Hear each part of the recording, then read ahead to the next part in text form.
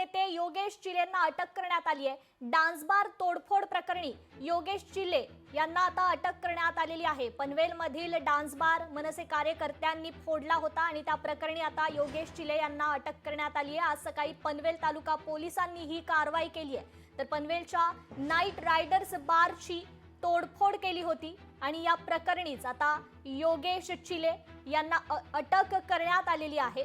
मनसे प्रवक्ते योगेश चिले यांच्यासह कार्यकर्त्यांना देखील पोलिसांनी आता ताब्यात घेतलाय। आज सकाळीच पनवेल तालुका पोलिसांनी ही अटकेची कारवाई केली आहे। तर डान्स बारची तोडफोड केल्याप्रकरणी आता 15 जणांवर गुन्हा दाखल करण्यात आलाय। मनसे प्रवक्ते योगेश चिले यांच्यासह 15 जणांवर हा गुन्हा दाखल झालाय। तर योगेश चिले यांना अटक करण्यात आली आहे। या संदर्भात आपण अधिक अपडेट जाणून घेणार आहोत। आपल्या प्रतिनिधी आकांक्षा देशमुख आपल्याशी जोडल्या गेलेल्या आहेत। आकांक्षा, पनवेलमध्ये हा बार फोडण्यात आला आणि त्यानंतर आज योगेश चिले यांना अटक करण्यात आली आहे, याबद्दलची अधिक अपडेट काय?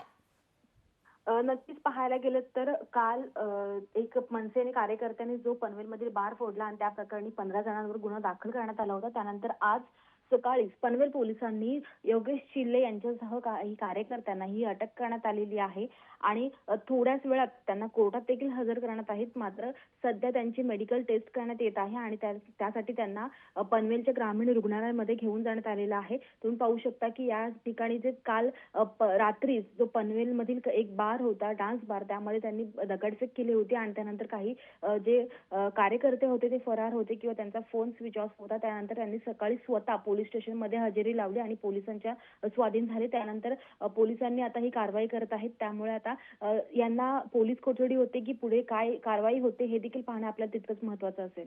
निश्चितच आकांक्षा, धन्यवाद तुम्ही दिलेल्या या सविस्तर अपडेट बद्दल।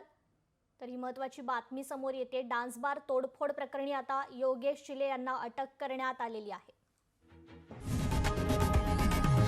लोकशाही मराठी ऐका, पहा, जागरूक रहा।